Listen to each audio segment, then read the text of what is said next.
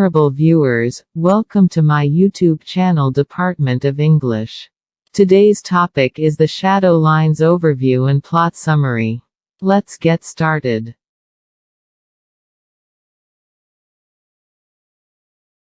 The Shadow Lines is a novel by Indian author Amitav Ghosh.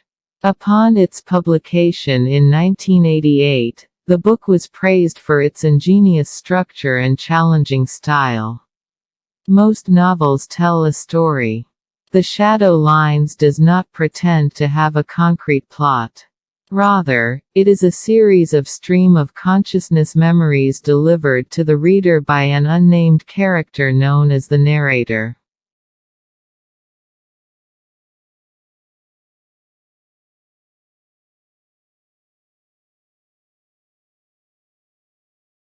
Jumping back and forth between 1939 and the mid-1970s, the narrator reminisces about various family members and friends, and how their lives intersected with a series of fatal riots in Calcutta and Pakistan in 1963 and 1964.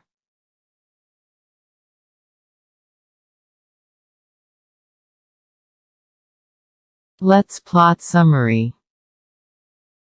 The novel has no chapters or scenes, but is structured in two parts: Going Away, and Coming Home. Coming Home begins as the narrator relates the story of several of his family members and how they came to live in Calcutta. The narrator makes it clear that he is writing about the past from some undetermined point in the 1970s as he works on a doctoral degree in London.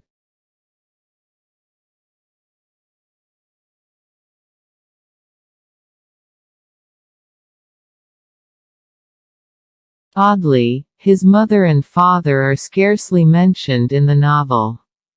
Part 1, Going Away, focuses primarily on his relationship with his grandmother Thuma, his tutelage under the care of an intellectual named Tridub, and the daughter of an Indian diplomat, Isla.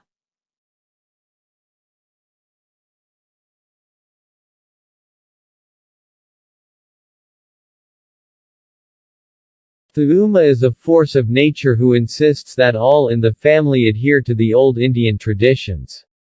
She is appalled to learn that the narrator occasionally visits prostitutes and takes measures to have him expelled from college by notifying the dean of his activities.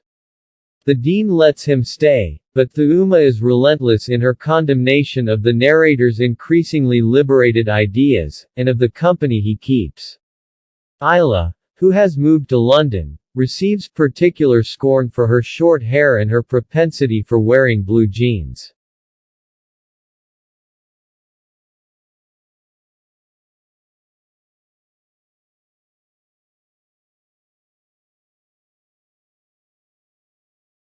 The narrator bounces back and forth between past and present, hinting at disasters to come while not revealing their nature. As a child, and then as a young man, he falls in love with Isla. But when he reveals his feelings, she rejects him and leaves. He vacillates between their conversation in the past and at several different periods in the future, but at no point is it implied that they will be a couple. After studying for years in London, the narrator returns home and Part 2, Coming Home, begins.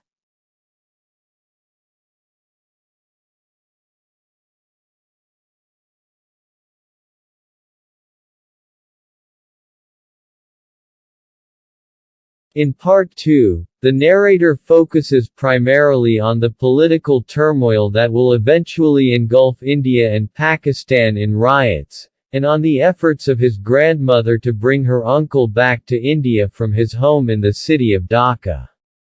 It is also revealed that Isla has entered into an unhappy marriage with Nick Price. As Isla flirts with bohemian idealism, Tridub falls deeper into melancholy as he pursues his own studies. There are hints that he has fallen in love with May Price, Nick's sister. But again, there is no sense that this will have a happy ending for either of them.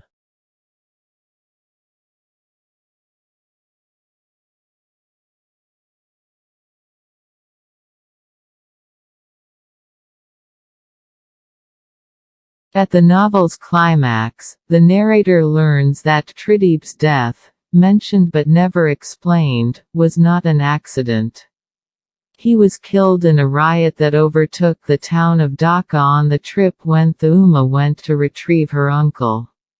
At this point, the narrator must question the quality and truth of his own memories and those of everyone else. As he has written his chronicle, he has always been reliant on the stories of others.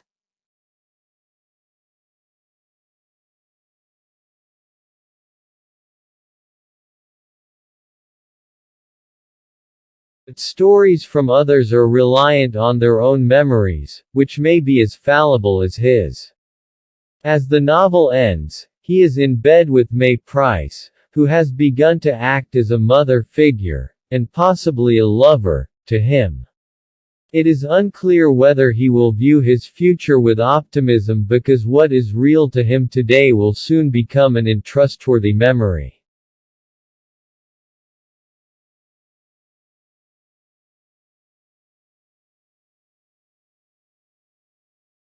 The Shadow Lines received great acclaim, despite its challenging style.